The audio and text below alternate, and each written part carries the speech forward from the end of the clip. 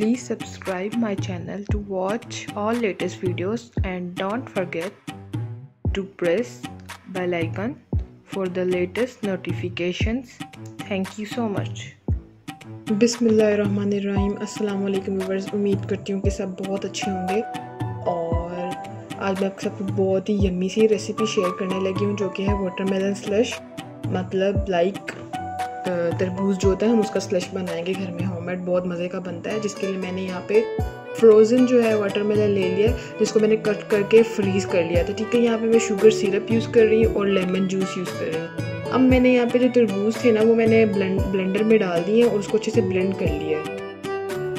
अच्छे से हम इसके अंदर ब्लेंड कर लेंगे थोड़ा सा पानी डाल के। और उसके बाद मैंने यहाँ पे शुगर सिरप जो है वो मैं इसमें ऐड कर रही हूँ। वो ऐड करने के बाद जो है मैं इसके अंदर लेमन जूस ऐड कर रही हूँ और बस हम लोग इसको अच्छे से ब्लेंड कर लेंगे।